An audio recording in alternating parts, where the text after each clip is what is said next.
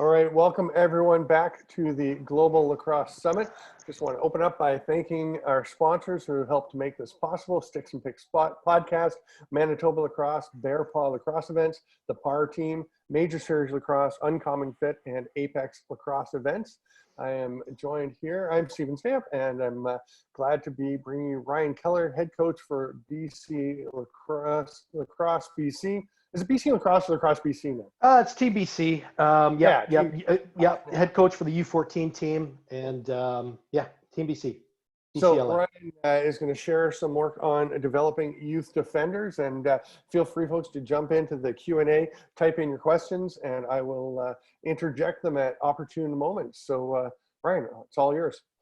All right. So thank you. Welcome, everybody. Thank you, Stephen. Just before I get started, I've got my PowerPoint presentation. Am I going to just hit the share screen button? Yeah, you're just going to hit the share screen at the bottom. All right, sounds good. So I'll get that up and we'll get underway here.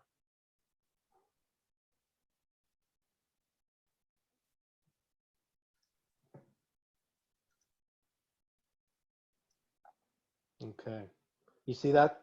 Okay. Perfect. Yeah, looks great. All right, perfect. So all right, let's get into it. So developing the U13, U15 defensemen. So this is where, you know, when we get into coaching and start working with youth players, and for me, my focus is on defensemen. As a head coach, obviously the focus is on all the players, but I just want to talk about defensemen for this particular presentation because that's sort of my core competency, my core responsibility with a lot of the teams that I work with. So what I like to do and what I want to do to help everyone understand the approach to developing defensemen is you really got to think about the player, right, in sort of two spectrums. And I like to break it down this way because it really helps you develop your drills and what type of mental cues you're providing to players during practices and sessions and so on. Okay, so on the one spectrum, you got the physical spectrum, okay? And what that is, that's your athletic ability, okay? So things like strength, speed, endurance, agility, quickness, okay? And so this is, we want to develop drills that enhance, improve footwork, good body positioning, good body control, efficient movement, right? So strength. Our D-men need to be our best athletes, in my opinion. There's almost those two schools of thought, back in the day where you had, there was this thought that you had to have these big lumbering defensemen, say, to clear out the middle of the field. I don't agree with that. I've always wanted my most athletic players to be my defensemen, whether they're big or small, just as long as they've got the attitude, and we'll get into that. But obviously being big lumbering guy, you're not as quick as some of these attacking you're playing. So I really want that athleticism at that position. All right, and then you got the other spectrum, and that's your lacrosse IQ, right? And those are things like strategy. Your ability to control emotions and your arousal levels, your decision-making ability, your personality just as a person, your ability to learn and your ability to process information and learn quicker. And so, want to focus on drills and have visual cues that reinforce things like confidence, vocalness, confrontational attitudes. We're going to talk a lot about that. And then things that help you understand the rules and tactics of the game. And that's all a part of that lacrosse IQ building. And so you bring those two together and you've got the ultimate player, right? And so what I believe is that improving, starting with that athletic ability at a young age, that 12, 13, 14, 15, is going to enhance that lacrosse IQ. Okay. So, when we build drills, I like to keep the number of drills we do, and I'm not going to get into what actual drills we do when we're trying to, build up the athletic ability. I think it's important to understand that you want to keep it simple. You want to keep the number of drills limited when you're starting off, especially when it comes to like dry land training. You don't want to get too over creative, especially in season, right? So you want to have your handful of drills that that rely on your foundational drills for a season, because the thing is, you want this to be repetitive, right? And you also, hopefully, you want your players doing this on their own. So if you get too complicated with your drills, they may not be doing this on their own because they're not going to know what to do. They're not going to remember them all. Okay. Right. Can I just hop in for a second? We did have we did have one question. If this is referring to if the focus is long poles or short stick D-middies or both. It is primary long stick defenseman. Okay. And it's the defensive group as a whole as well. Okay. Cool. Any more questions? Was that it? Nope, that's it. Okay. All right. So first off, as we enter the season, we need to establish our standard of performance. Okay. So when we're looking at choosing our defensemen, when we're looking at starting with defensemen at a young age, poise, confidence, and a confrontational attitude are of the utmost importance. Okay. And this is the thing that I'm always looking for, especially in those tryouts, right? I'm looking for those types of attitudes out there on the field, because I feel that is the core, most important thing you need for this group of players. Okay. We're never going to sacrifice technique for speed in any warm-up or drill. Okay. Speed will increase as adaptation occurs. Okay. So do you understand what I'm saying by that? Technique is so critical, especially at these young ages. These kids are growing into their bodies. They're going to look different. If you took a team picture, they're going to look different at the beginning of the season than at the end of the season. And they're going through these rapid growth spurts and their bodies are always changing. You've got to maintain that technique and that accuracy of footwork and that body positioning. It's very critical. And it's never a race. Okay. We want that technique the good technique to lead to natural speed. Okay. Drills should consistently focus on proper footwork patterns, body positioning, control, coordination, and then progressive physical engagement. Okay. So this goes hand in hand with number 2. All right. So we do not move on to complex defensive strategies until the former has developed. Okay. And, there's so many times that I've seen where, kids are being coached these slide packages and these sort of complex defensive strategies before they even know how to approach their opponent. And so that's why we don't pass go until we've mastered the most basic fundamental things. Okay. Number 4, pretty straightforward here. When your enemies make mistakes, don't interrupt them. Sounds simple, but sometimes not easy to do. Sometimes we overthink things, and that's why I always tell our guys, let them make those mistakes. Don't interrupt them. Don't try to, it's basically saying, don't try to do too much. Keep it simple. There's already all kinds of chaos down in the defensive zone. Let's just keep it simple. Okay. I've got a question, and Christopher Stevenson has one I'd like to just throw in. Mm-hmm. One is he'd like eventually to hear your thoughts on related to the question posed to Rick Beardsley last night that I know you were watching as well, yes. Which is when to start defensive players with a long pole. At what point in the process you do that? And whatever suits you to answer that one.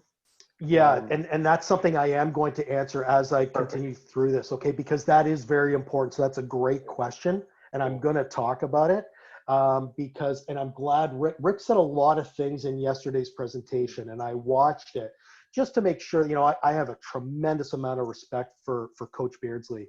And, he's 47 now, I'm 45. We kind of grew up in that same era.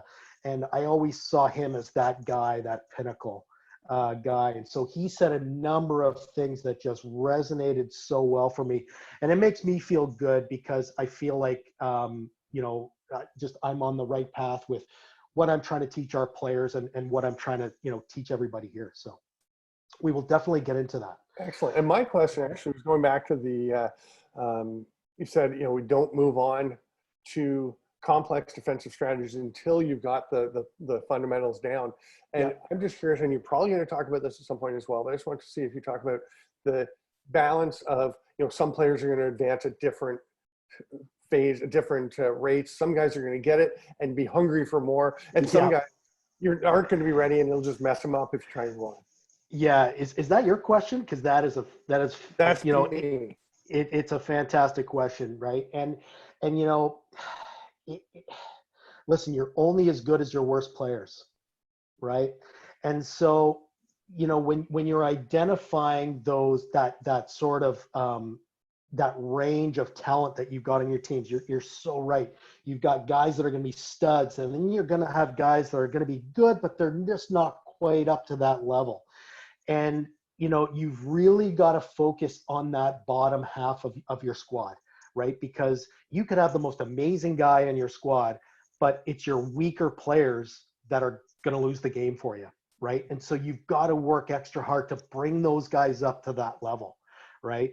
So, you've got to make sure that there's good balance there, because those really good players on your team, they're still going to benefit from your drills. Okay. Mm-hmm. They're still going to benefit from that. And they're also it's also a great opportunity to identify who those guys are to help coach those weaker players along. Right. Mm-hmm. And start developing that family as a core defensive unit. Do you understand when you say to identify the guys? Yeah, when you're saying identify the guys and help coach along, you mean having those players take a leadership role and be like coaches? Absolutely. Yeah. That's your opportunity to find your leaders, right, and help bring them up. Okay. And then just to end here, our standard of performance to succeed, we must always be hungry for the process than the outcome. A lot of people say, Coach Keller, what do you mean by that? We want to win. That's the most important thing. I'm like, yes, but it's the process that will produce that successful winning outcome that you want. And so there's a lot of detail. There's a lot of work to be done to building a championship team, right? And you really need everybody, top down on your organization to be hungry for that process and to want to do the work to get there, to beat teams that maybe you have no business beating, but you can if you put in the work and you get into the detail. Okay? Yeah. All right. So let's just go over. These are just some basic, consistent practice fundamentals. So I'm going to get into our phases there's 3 phases that I'm going to get into here. But these are just some consistent practice fundamentals that we work on all year round. Okay, and not just as a defensive group, but as an entire team, which includes the defensive group. Obviously, we start everything with dry land conditioning, footwork, body positioning, body control, directional transition drills, SAQs. Again, we're not getting super duper complicated with these. We want to stick with tried, tested, and true drills. And I'm not going to get into what specific drills we're doing. That'll come in a later presentation. But like I said, it's important to just stick with some basics for, as you go along each season. And if you're taking one age group, say from U13, and you carry on with them through, that's where you can start to get progressive with your drills. Stick skills, passing and catching on the run, line drills, 4-corner passing, that sort of thing. Ground ball battles, every practice we're doing that kind of stuff. So game situational stuff, face-offs, bringing in the LSM, working on strategies there, various even man-up, man-down scenarios. 6-on-5 man-down defense, we want to force that shot from the top, so various looks there. And then we start to work clears into those as well. And then something what I'm actually a big proponent of, starting at a very young age, are film sessions. I think film sessions are very important, especially for these young players. They need to visually see. They're visual learners more than anything. And sometimes, not sometimes, a lot of the time, we're getting them into a room and not for very long. Attention spans are short, half an hour. Keep them short, keep them focused, but they can visually see where they need to be on a field, at a certain time, and what you want them to look for. Okay. That's really interesting. I just to interject from my past I was a national team rower for Canada, and I was a coach at various levels. And I was a big proponent of doing video when you can. And it was a bit earlier in the technological aspects, but a lot of it was usually the high end athletes that would get video sessions and be working on things. And I did introduce some to some of our younger athletes and to masters athletes. And the hunger that they had for it and the pleasure they took in having that opportunity to learn really, for one thing, helped them improve much, much faster. And also I found drove their desire to get better because they could really see. They might have felt like, no, I'm doing okay, I'm doing fine. Then you actually show them this is what you need to do. And their hunger to make those improvements really grew. Yeah. Listen, it's easy to handpick the best players in a region or wherever and then go off and win. That's easy. There's not much to do there, right? It's really when you can identify, those average players that have something in them, and it's your ability to get it out of them. And you've got to use every single tactic you can as a coach to develop these guys, because you're going to consistently turn average players into great players. It's possible. And these are the details you need to look at in order to do it. Mm-hmm. Okay. All right, let's get into our defensive priorities. So this is stuff that we are focused in on, not just in preseason, but we're even looking at this stuff during tryouts, depending on your league, what your tryout process looks like. Ours is fairly short, but again, even during tryouts, even though you may not make the team, we're still coaching you, right? And these are the types of points we're working on, especially heavily during the tryout phase, the tryout part of the season, and then the preseason once our team is picked. Okay, so number one, poise under pressure. Okay, this is where we want to look at eliminating bad habits quickly. Okay. Little things could be the way you hold your stick, something like that. Body language at this point is very important. What we're looking for is that preparedness in the way you stand, in the way you hold your stick, how you position yourself across from an opponent attackman.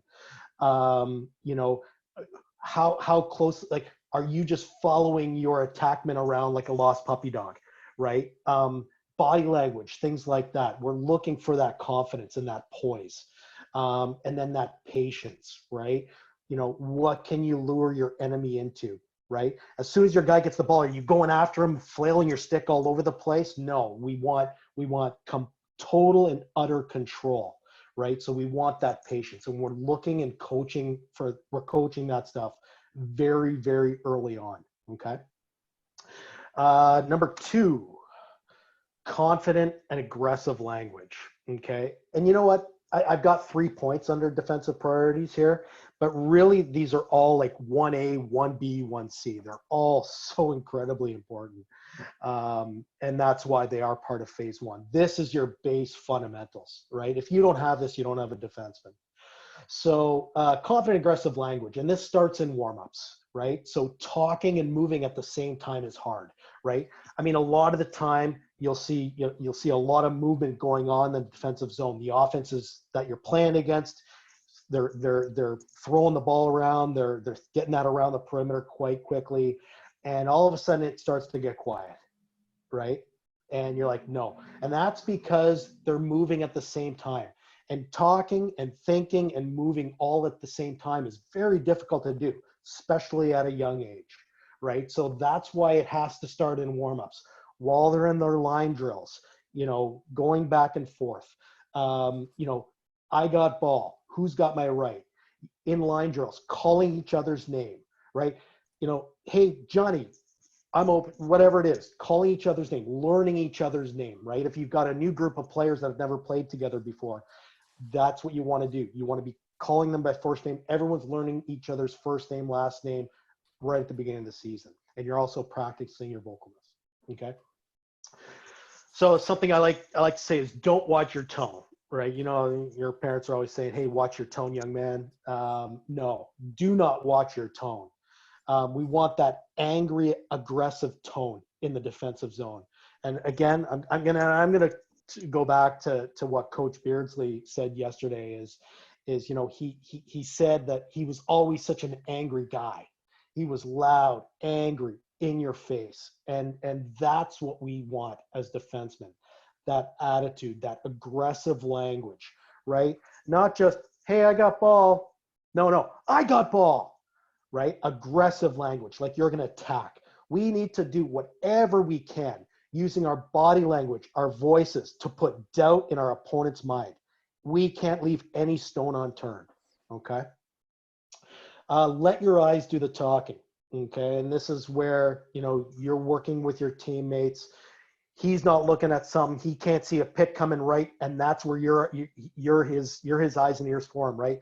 You know, Johnny, you got a pick coming right. And he looks, and you're using your voice to help your teammates out, okay? So that confident, aggressive language needs to start right from the get-go.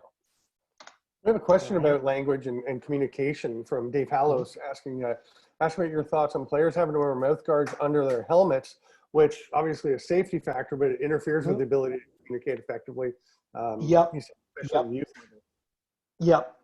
And you know, that kind of goes hand in hand with some of the equipment talk we'll talk about, right? Because again, that's a piece of equipment, right? And I mean, mouth guards are just getting better and better and better, right? They're getting smaller, they're getting form fitted to your teeth. And those are the ones, so at the beginning of the season, we pick our team. That's when we start to look at equipment, right? All the guys got to get the best mouth guards, the ones that like mold right to your teeth. So it's like you're wearing nothing, right? So it's very important. You can't be using these big, huge football type, you know, mouth guards for lacrosse. No, they've got to be like the hockey ones, the lacrosse ones that, and I forget what they're called. The name escapes me right now, but they've actually got like, yeah, I think so. They got the holes in them. They're perforated, right? And you put them in boiling water or whatever for a couple seconds, and then it molds to your teeth, right? So, and then you can talk, you can do whatever you want with those. You barely even know they're there, right? Okay, confrontational attitudes, number 3 again, but for me, 1C. And this is our overall approach to the position, okay? And that's what I mean by confrontational attitude. How you carry yourself on the field. Hard slides, stick and push, mucking it up, having that confrontational, nasty attitude, right? We don't want nice guys in the defensive zone. We gotta be nasty, confrontational dudes, right? So what I mean by hard slides, stick and push, you know, we don't want to be tapping, right? When it comes to like sliding and making a check, we are sticking that. And just like, again, Coach Beardsley, when he makes a check, it's in there, it's not moving, and then he's driving his guy out, right? So it's not just a slide, tap, oh, the ball didn't come out. Oh my God, what happened? No, it's not going to come out with a tap, right? So hard slides, stick and push, right? We're always making physical contact before stick checks, okay? Our job is to be as disruptive as possible, okay? Whatever it takes to prevent quality scoring chances, okay? Especially at this young age. They start to watch lacrosse and they watch NCAA games on YouTube or whatever, you know, watching PLL, and they're watching the best players in the world. These guys are surgeons with their long poles. You're not a surgeon at such a young age, okay? Our job is to prevent quality scoring chances. We need to be disruptive, and being disruptive is always getting in the way. Whatever you can do to just get in the way, that's our job, okay? So in addition to these, let's look at some of the mental cues, right, that we want to be talking about in huddles, in timeouts, at halftime, before, after games, things like that. You know, overcoming fear, right? So naturally, you know, these are young kids, and you've got offense and they're coming at you. They are attacking you. So there's going to be this natural level of fear that is going to be there.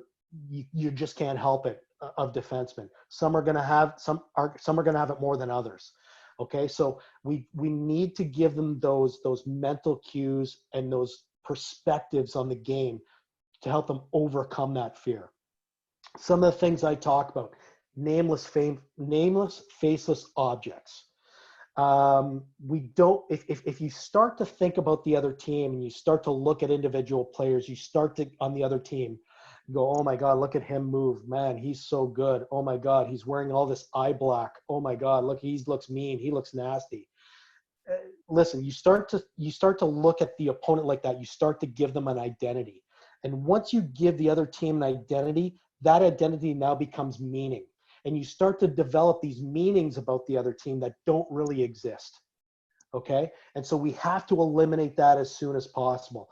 And that's why I like to use this nameless, faceless objects.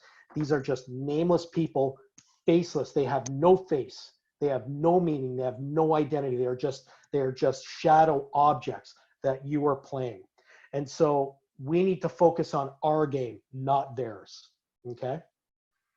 Identifying attitudes, right? So sometimes, not sometimes, pretty much every year, we get into tryouts, and you're going to see these attitudes among some of your short stick middies. And this is the opportunity now at this U13, even U15 age, where you can identify a long pole who's carrying a short stick, right? So I don't know how many times I've seen, just last season in our BC Tier 1 league, we had 3 middies that were, just sort of mid to late on our midi pecking order. They weren't quite on the first line. They were maybe, second line, third line. When they had a short stick in their hand, they had this one attitude. They were a little bit timid. They wouldn't necessarily drop their shoulder and go after guys. All of a sudden, you put this long stick in their hand, and they become this different player. You need to nurture that. You have to find that, and you have to convince that guy, man, you've got this different attitude with this long stick. I know it may not seem cool to you right now to have the long stick and be the defenseman, but you're going to make a great one because you've got those basic fundamentals that we need for this team. You've got that attitude. I can teach you the position. I can teach you the body position, but sometimes you can't teach attitude, right? And that's why it's critical that you identify those confrontational, nasty attitudes on your team. Put a long stick in some different players' hands and see what happens. Okay. Do you find much resistance to kids that are playing D midi and you want to switch them up? Yeah, absolutely. Right. And that's where you got to provide positive reinforcement, right? Like, oh man, you look incredible out there. Man, you look a completely different player. Shorts, when you have this long, you're a beast. You have to use these cue words that these kids are just going to soak up. You're not lying to them. They are, right? So, it's just they've been, up here in Canada, they've always had a short stick because of the box leagues. You don't have a long stick. So then when they get into the field, naturally, at a young age, when they're playing field, they're just going to gravitate to a short stick. Why would they pick up a long stick? They're not going to go and spend the money to buy one. They want to pot goals, but it's a much different game, the box game, than the field game, right? So once they, a couple of years ago, we convinced a really, really good athletic midi to go start off at LSM. He was very resistant to it. He just wasn't a difference maker as a short stick midi. He was great defensively, and that's where we saw his potential as at least starting out as an LSM. He then became a close D defender, and I believe now he's looking at some Division II schools. So, which probably wouldn't have happened if he kept that short stick in his hand. Okay. Also, always prepare your team to be a 1-point underdog. Okay. Never get ahead of yourself. Never think you guys are great. Never think of yourself as too great. Always think of yourself as the underdog. Have that mentality to be the 1-point underdog, and that you always have to go out there and have something to prove, no matter how good or poor the other team is. Okay, so those are just some mental cues for phase one to help reinforce points 1, 2, and 3. Okay. Any questions before we move on to phase 2 here? None up on the Q&A at the moment. Mm-hmm. I think people have been pretty good about just jumping right in when they've got them. So it's great. No problem. Keep it coming. All right. So phase 2. So this is where we're heading into the start of the season, beginning of the season, quarter of the way through into halfway through the season. This is where we really are focusing on body positioning. Okay. So, not getting beat is dependent on your approach. All right. So, again, Coach Beardsley mentioned, we cannot be a reactive group, right? So just running straight on into your opponent and giving them the right and the left side of the field, you're just making your job, extra hard, right? So you've got to react even more so there. So you're going to dictate where your opponent goes, and that's all dependent on your approach. So what we want to be doing is be taking that banana-shaped arch, right, to that strong top side, large steps followed by small choppy feet. Again, I don't have any demonstrations of that, but those are the types of drills we're focused on heavily during this point of the season, because we need our defensemen to master the approach. They need to master it. It needs to become automatic. Okay. The benefits of doing this are better anticipated slides. So if we're forcing our opponent to one side, we now know where the slide can come from a lot easier. Okay. And what we also want to do here with a good approach is we always want to establish our defensive position first before making check, right? So we're not just going to come running in from behind, straight on, and then start throwing wild checks. No, we have to establish our proper defensive position first. Now we can go to town on them with checks if we're at that stage, okay? Some other things. So that's when we're on ball, right? So what about off ball? More guys on the field are off ball than on ball, right? So there's only one ball. So, always playing between the ball and the man is critical. So when the ball's top left and our attackman is bottom right, we want to be between the ball and the man and cutting off that passing lane, right? And we always want to be making sure we've got that good, half to full length stick spacing away, right? So especially up here in Canada, what we see is box defense, which we have, again, this is another bad habit we need to eliminate, is there's so much room out there on the field rather than a box. So we don't want our defender shoulder to shoulder, with his gloves almost over his stick and just following him around the field. We don't want that. We need that spacing there because we need to be ready for that help defense, right? That we want to be in a position to slide. There's plenty of room to re-engage your man if he's going to get the ball back, right? But you've got to have that good spacing. You've got to have your shoulder to the ball, your shoulder to the man. You're open to the play. We're never, ever turning our back to the ball, okay? I have a question actually that arises from that. With you put such emphasis on defensive positioning before checking. I'm curious if you do any work without sticks. If you go through walkthroughs and drills where they're just looking at just positioning, footwork, and shoulder position. Another great question, right? And when we, Stephen, we talked about doing this summit again in the future, and that will be the second part of my presentation where I actually go into the what you actually do, which would encompass what you just said, right? So a lot of our drills is you've got to start half speed, right? And you've got to get that technique down. And that's what you're talking about here, right? Getting that technique down with your feet, with your body positioning, not being under pressure to perform at a high speed, right? So we want to start at the base level. We want to start slow, 50%, no sticks. Let's do a walkthrough here. Now let's gradually speed up. And you don't know how long that's going to take. It depends on the learning ability of your group, right? Mm-hmm. And I've had different groups where they catch on to that stuff right away. And I've had other groups where it takes me almost half a season to get to that stuff. It just depends. Okay. But you don't abandon the process. You have to stick to it. You have to nail that in no matter how long it takes, or else the other stuff doesn't matter. It's not going to work anyway. Okay. So great question.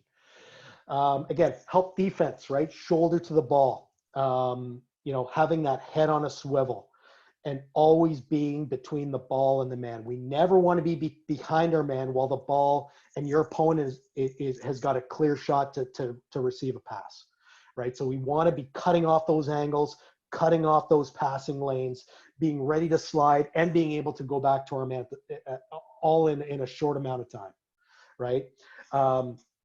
This is where we also want to be coaching and teaching the importance of using our peripheral vision. So not always having to, move our heads at 190 degree all the time, because those good attackmen, those good middies, they're going to look at you as soon as you turn your head, boom, they're going to make a pass, they're going to do something. And now you're 1-2 second step behind making a slide, right? And that those seconds and those inches could mean everything to whether there's a goal or no goal. All right. This is also important when being ready to transition and to clear. Okay. So when you do have your shoulder to the ball and your shoulder to the man, and you've got that good off ball body positioning, you see a shot come in, you got a good goal, he's going to soak it up. You're already at the restraining line, ready for a pass, right? And so it's that heads up awareness, but you don't know that if you don't know where the ball is, if the ball's behind you, right? Okay, and number 3, slides. Okay, so this is where we do want to get into slide packages. We want to start, with just a couple of simple ones. I would say 2 tops, adjacent slides and then slides from the middle. This is why, spacing is so critical. When we're teaching sliding, again, at such a young age, we have to focus on teaching the slide, go where he's going to be. Right. So don't necessarily watch the man and slide to the guy, because he's a moving target. Right. I don't know how many times I see a good time slide occur, but he ends up chasing him from behind. We want to go to where he's going to be. So we got to see that trajectory, teach the players, like if that midi comes flying down the wing, you got to step a couple feet ahead of him to meet him there and to then be ready to stick and push. Right? So making sure we're sliding to the point the player is going to be at, not where he is at that point in time. And then what we're also coaching, that's very important when you're coaching the slides, is making sure it's the recovery. That's the last part of the slide progression, right? So you've got good off-ball spacing, you're ready to slide, you've decided to make that decision, you go to where he's going to be, you stick and push, you drive him out, you make him abandon the play, but then the guy that was on him has to recover back to that position, right? So it's almost like a 3-pronged approach to that slide, okay? Another thing too, what can we do better to anticipate slides? Because sometimes that's the hardest point. Again, what can we do to reduce that reactionary time, right?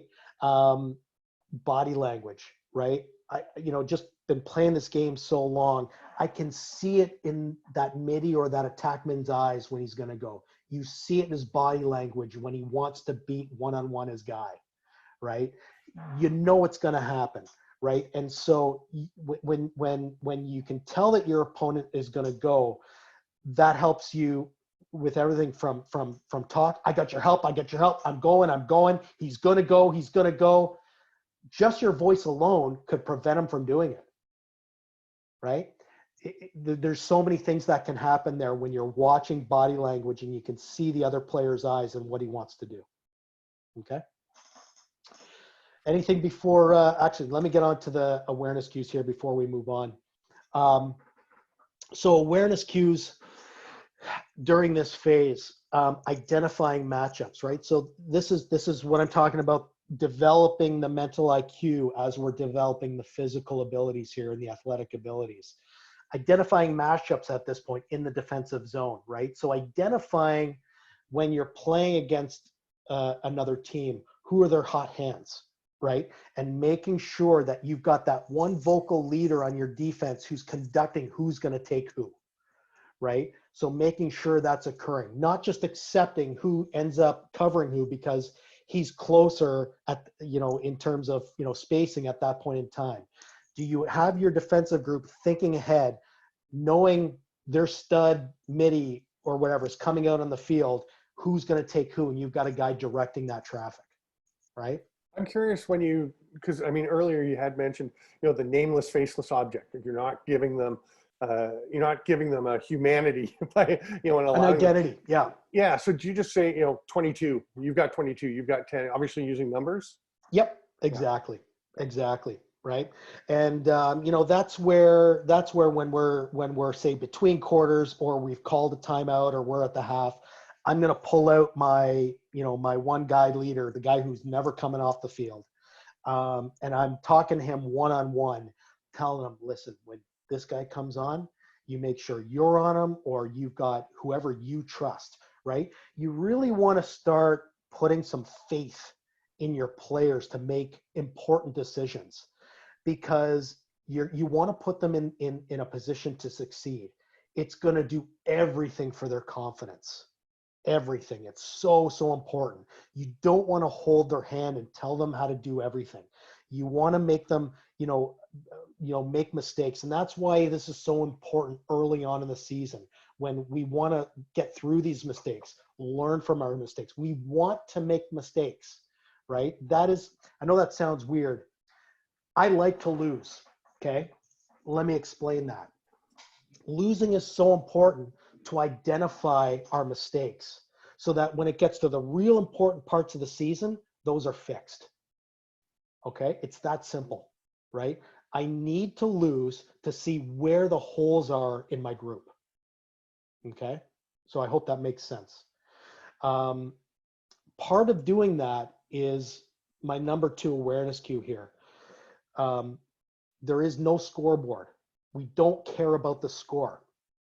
What we care about is effort, and that they're doing the things that we talk about in practice. Those things are more critical than the score. So, if we beat a team, but we did it sloppy, we were undisciplined, yet we still won, I'm not happy, right? Because then we're going to face a better team and we're going to carry in those same bad habits. So I don't care about the score, and I don't want our group caring about the score either. I want to see good approaches. I want to see good off-ball responsibility. I want to hear good talk in the defensive zone. Those to me are more important scores than the actual score itself. Does that make sense? It sure does. Yeah. Okay. Playing through whistles. Again, this is always having that heightened awareness level at all times. I think it's got to be my number 1 pet peeve when we've just cleared the ball, we're running through transition, the whistle goes, and then our team is standing around looking at the ref saying, "Oh, what's he going to say?" What do you think he's going to say? When we have the ball and the whistle goes, guess what's going to happen? It's a turnover. The other team's getting possession. Well, if they've already picked up the ball and gone, and we're still standing there flat-footed because we're waiting for the referee to say something, I hate that, right? So the whistle goes, you play through that whistle, drop the ball, get ready to play defense. I don't care what the issue was. I don't care what the penalty was or what the infraction was or what caused, say, a turnover in possession. Just be ready that when the whistle goes, we have the ball, get ready to play defense. So be in a defensive position, right? And you've got to have that heightened awareness, right? So it's that game within the game that we want to start hammering through to this group early on in the season. Okay. And then transition. And this is where I talked about transition, and having that good off-ball spacing, awareness, always knowing where the ball is, because we want to be in a position to transition well, not just to clear the ball, right? But also when we're in the offensive zone and we're on offense, we're taking a shot.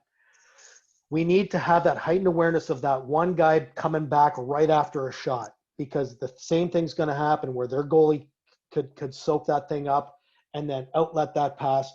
We want to prevent those fast breaks, right? So we want to make sure that we've got someone in a defensive position in the offensive zone so that we're slowing down the play, right? And that we're not in a position where we're chasing a guy from behind and flailing our stick at him, running from behind. Guess what? You're not going to get the ball away from him that way, right? And I'll get into that when we get into checks. Okay. Yeah. It's interesting to me that as you talk about the transitions as you go through and changes in the way you coach as you go through the season. I remember a girl I was coaching in rowing when I was in North Vancouver, actually down in Deep Cove. And I remember her asking during one practice fairly late in the season, she said, "It doesn't seem like you're coaching us as much. You're not talking to us as much." I said, "Okay, first of all, we'll finish the workout, and then I want to talk to you about that question after practice." And I just said, the whole point of one of the main points is, as the season goes on, you need to take more responsibility. I'm basically backing away so you can take responsibility. And if I've done my job properly, you're ready for that. If you don't feel you are, then let's talk about it. But if you're ready, then I shouldn't be coaching you as much. That's right. Well, Stephen, you can join my coaching staff anytime, because that's exactly that is so bang on. And that's when you know, right, that your message has gotten through, right? And that's what I'm trying to provide here, is just a structure to an approach, right? So that you can get to the point you just said, right? And that is where, for us here in BC, in the BCLA, the U15 club that I've been coaching with, that's our club team, where we're 2-year defending champions. We had 1 year where we snowed out and our provincial championships were canceled. But both seasons were almost a spitting image of each other, because it got to the point where it was just automatic. The kids, we were almost there as motivators at that point during provincial championships, because they got it. Everything's clicking. It's all automatic. And now we can just almost be fans and sit back, just motivate them, give them little tidbits here and there. But we're not actually coaching strategic fundamentals anymore at that point. Okay. How am I doing for time? Ooh, gotta get through this. 13 minutes. Let's go. Man, time flies. Okay. This will be quicker anyway. So, okay, defensive priorities, phase 3, right? Mid-season to late season. Again, depending on the level of players you've got from season to season. Age groups are always different. I've got a group of 06s coming up now that are looking really promising. Different from other years where we had to spend extra time, longer time on certain fundamentals. So I'm really liking this 06 group I got coming up. So this is where we start getting into checks, right? We've mastered our body positioning, right? Our approaches, our off-ball responsibility, our help defense, things like that, things I talked about in the first 2 phases. Now we can start getting into checks, right? And, at the beginning of the season, obviously we're not going to throw any checks, but what I like to see are just basically poke checks and lift checks. Something where our stick is still there. It's still at stick length away. It's not coming back, right? To give that attackman or a midi a lane at any point. Again, let's talk about equipment here. This is where we are talking about equipment. I am such a huge fan of making sure that our defensemen have the lightest and strongest shafts on the market. Okay. So, especially at that U13 age, I mean, in some cases the stick is taller than the player. You can look at cutting down sticks a little bit, but not too much, right? I always keep a handful of sticks on me. I get my sticks from Warrior. The guys at Warrior have been super kind to us. So they've given us some equipment, and we bring those to practices and games, and our players can use that stuff because it's the lightest, strongest, the best stuff on the market. and we want them using that stuff. These sticks are expensive, right? They're more expensive than short sticks. You know, a good long pole with a good head can run you upwards of $300 to $400, right? That's a steep price, right? It's an expensive sport. So I'll do what I can to help, you know, lessen that burden, right? So let's start with basic checks first. When and where in the defensive zone is very important when we're throwing checks, and luring and fakes, right? So, you know, again, what one of the best things that Coach Beardsley said yesterday was, you have to have good feet if you're going to be a good takeaway guy, right? And so that goes right to my point of making sure that you're coaching those drills that reinforce good body positioning, good footwork, because you can't just be this clumsy, flat-footed defenseman who may be a surgeon, because the check is useless at that point, right? So you've got to make sure that you've got that good feet, the good conditioning, you know, proper approach before we start throwing any type of fancy checks, right?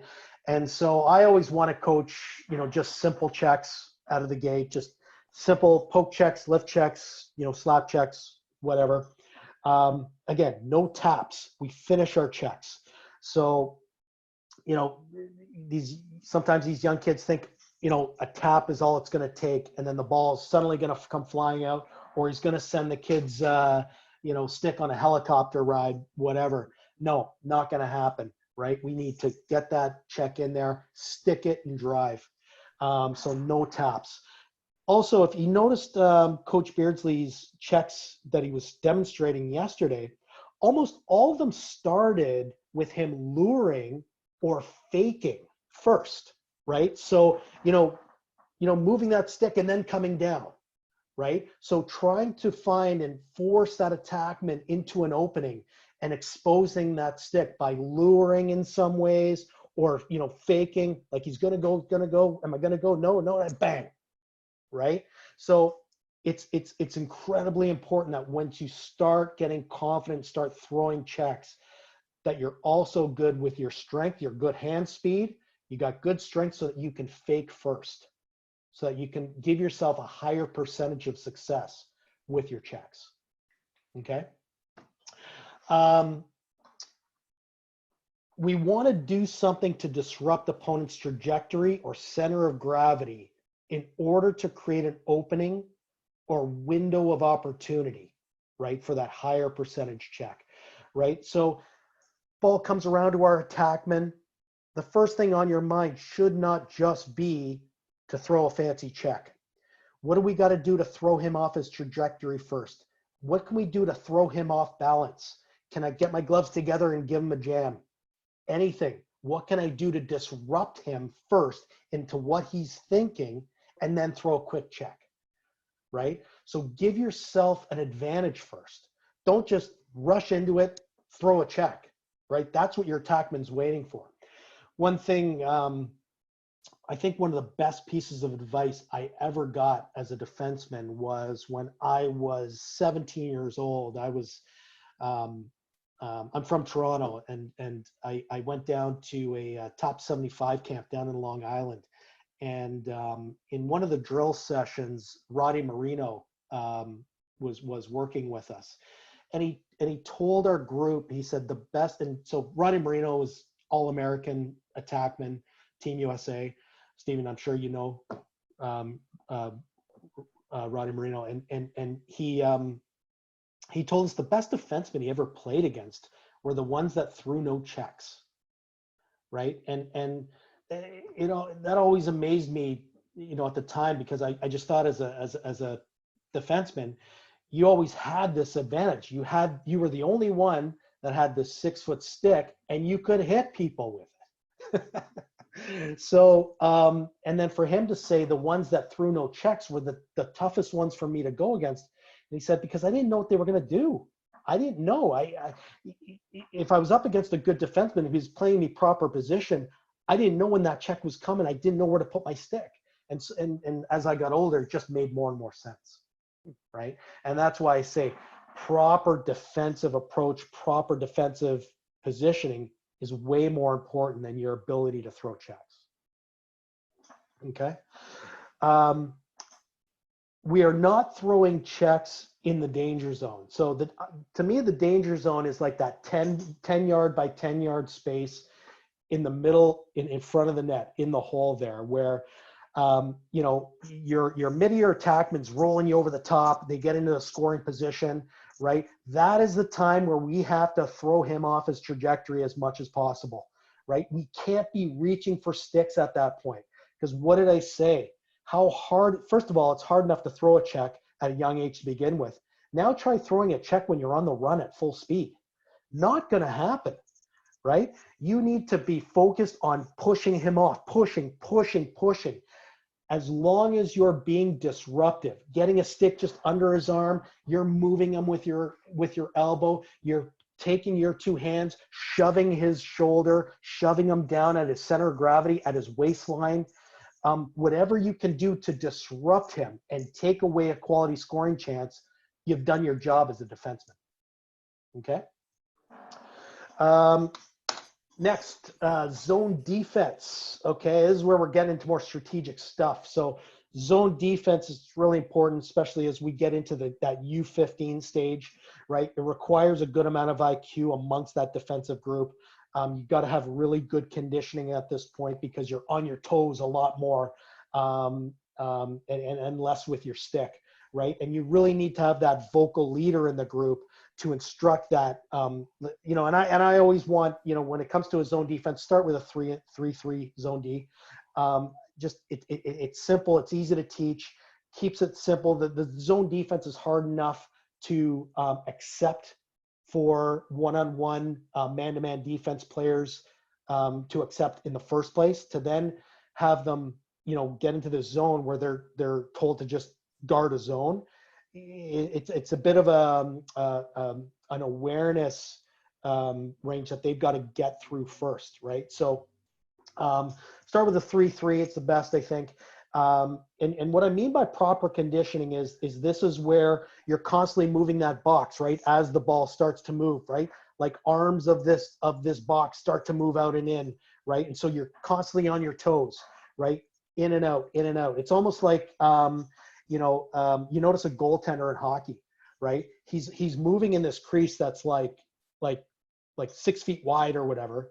So he's moving within this small amount of space, but he's sweating bullets, right? He's not moving very far, but he's dripping with sweat. And that's because he's thinking, right? And that's what it takes for that zone defense. You're constantly thinking, where am I going? I'm not overcompensating. Got to get back here. Thinking more than you're moving. Because when you're in that zone, you're only moving within this small radius of space, right? But you're thinking more than anything, right? So that's why that good IQ is really required. So you got to make sure you got a good, smart group before you get into that zone defense. Okay, and then our quick possession. This is where we're saying a 30-second drill. It's near the end of the game or near the end of the half. We need that ball back. And this is where we need to lock players off. Maybe our goalie's got to come out to help force a double, right? So we really have to, at this point, the coaching points are, dictating that matchup. Who do we want to have the ball when we're about to go and double up and try to strip a guy? We got to try and get it. We got to try and force that ball to what we think is the weakest guy on the team, right? Lock offs, right? How are we locking our guy off? How are we taking away that passing lane so he can't become an outlet, right? So body positioning again is critical. And then that containment, right? We need to contain the guy with the ball first before we attack, right? So again, having that patience, we talked about patience, right? Okay, everyone's set. Yeah, we got our guy locked. He's locked. All right, ready? Let's go after him. Ready? You contain him here. I'm going to attack with my stick, right? So this element of our defensive priorities when it comes to quick possession really requires all elements of all the phases up to this point, right? In order to try and get the ball back. It's very difficult, right? Especially when you're playing in a good athletic team. All right. So what are some of the awareness cues here during this phase that we want to get through to our players? Tracking time and space. And this goes hand in hand with patience, right? Ball comes into the defensive zone, right? You're being curled behind the cage or over the top. And having that patience and tact, to have the patience to know when to throw a check or to force a pass or to push our guy out of a zone, right? The time, understanding the time between when the ball comes in, gets to your guy, then starts to roll you, could be about 5 seconds, right? But when you're actually playing there, you feel like it's a minute, right? And so these defensemen start to feel panicked and rushed that they need to make and force something to happen, right? You don't. Guys, about 5 to 7 seconds have just come off the clock. Patience, right? Patience. Let's get them into a position we want them in to attack first. Let's make sure all our defensive, everyone here, we're all set. We're all, be playing between the ball and the man. Are we ready to attack? Let's be ready to attack. And that goes down to point number 2, is allowing those momentum shifts, right? When defense is good and you're up, the other team's going to start coming back at you, okay? And they're going to start taking more and more risks, more and more chances. Sorry, I'm getting late here. Yeah, we're just out of time. I'll try to speed up here, right? This is where we want to allow these momentum shifts to happen. We want to make that team believe that they can come after us. We want them to get into that chaotic, take those chaotic risks, right? And that's the important part of D, is we want to force the other team into taking more risky plays. Let's not necessarily attack them with the same attack they're coming at us, because once they're, start flying the ball around, and then we want to resort to quickly making checks, that's the opening they need to quickly get a goal, to duck under that check, to do what they're going to do to beat us, right? No, let them have that momentum back. Play your sound fundamental D, boring defense, sticky, stingy, boring D. You'll get that momentum back, get it back into the offensive zone, and your offense can hold the ball and finish out the game, right? Luring, right? Again, it all goes hand in hand with that poise and that confidence and that patience to lure the other team into thinking they have an opening when you're really just going to close that off again, right? And just using that tactfulness, right? Using your body positioning, to cut off plays, to dictate where a play goes, right? That's what I mean by luring, okay? And then, again, so important, I got your back. And I don't mean, and this is one thing we say to our players all the time when we're in huddles, make sure you got each other's back. I don't mean when you start getting pushed around, I'm going to come to your defense and beat the other guy up. No, that's not what I'm talking about here. What I'm talking about is when you pick up a loose ball, I've got the foresight to be halfway upfield for you to pass it to me upfield and be an outlet. When there's a ground ball scrum, I got your back. Goose it over to me, right? You're not in that ground ball scrum all by yourself. You go in there, goose it to me. I'm right here. Making sure that, you're talking to your defense and I got your right. I got your right. Move them my way. I got your right. Who's got my 2? That's what I mean by having your back. Being there for an outlet, right? And not just letting your teammate pick up a ball and then stand there and go, oh, he's athletic. He's just going to run it and save the day. No. We're a group here. We're all a family, right? You get that ball. How can you help him clear the ball? And how can we make that clear or that transition or picking up that loose ball more efficient and effective? Okay? That's what I mean by having your back. Any questions just before we move on? Almost done here. No, just people saying nice job and thanks. Okay. So what are the goals here? What are our at the end of the day, what are our goals here when we're, developing our youth defensemen? The defense, they are the foundation of your team. Okay. You think about it. You can't build a strong house without a solid foundation. Okay. And that's one of my selling points to getting guys wanting to be defensemen is, guys, believe it or not, it starts with you. You guys make or break this team. Without you, the team will crumble. Just like a house. A house needs a strong foundation to survive and to build more on top of. You can't have it. Your defense is the foundation, okay? A good defense will influence the offensive tone and overall team confidence level by reducing pressure, right? I don't know how many times, when we've made defensive changes or when we've improved our defense and our attackmen say, oh my God, coach, those guys just give me so much more confidence because now I feel like I don't have to pot the ball a million times for us to win this game. I have so much confidence in our defense. I can now I can be smarter with the ball. I don't have to rush our offensive plays. We don't have to take as many risky chances. And so that's the job. It all starts with the defense to put to set that tone and build the confidence even in our offense. All right.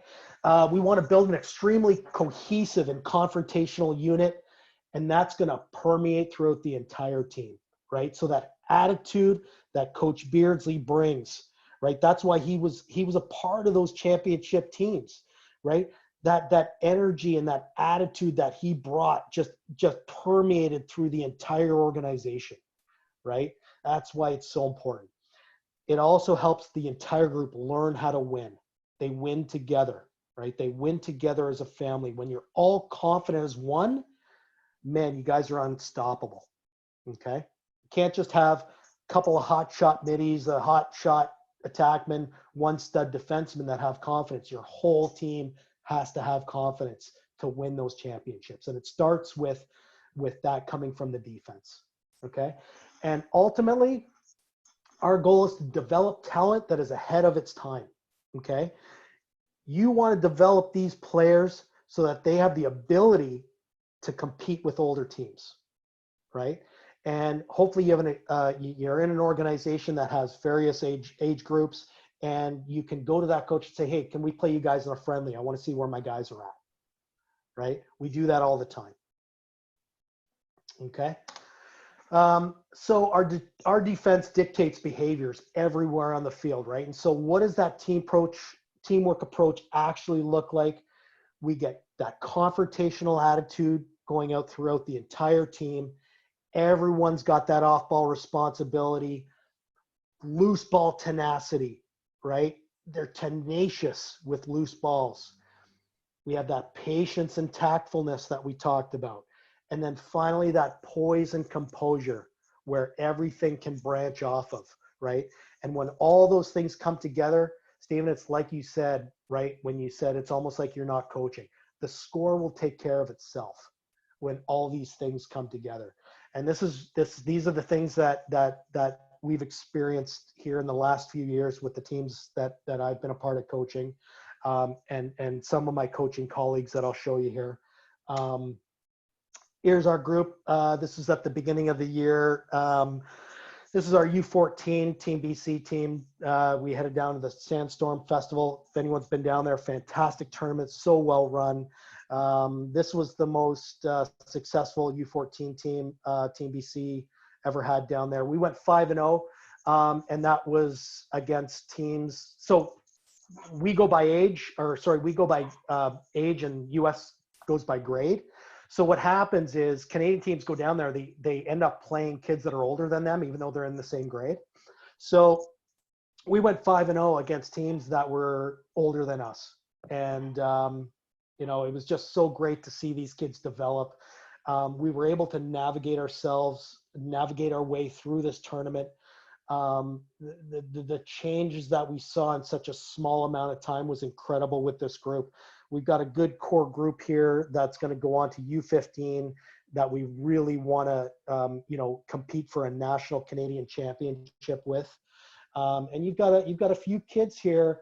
You're going to see them in play for U19 Team Canada at some point, and definitely pro, right? So some real salt of the earth quality players here. And I just, just a pleasure to work with some of these kids. All of them was just awesome, just an awesome experience. This is, I call him, he's my brother from another mother's, Coach Brad Rennie. Him and I coach together. We've been coaching together for the last 4 years.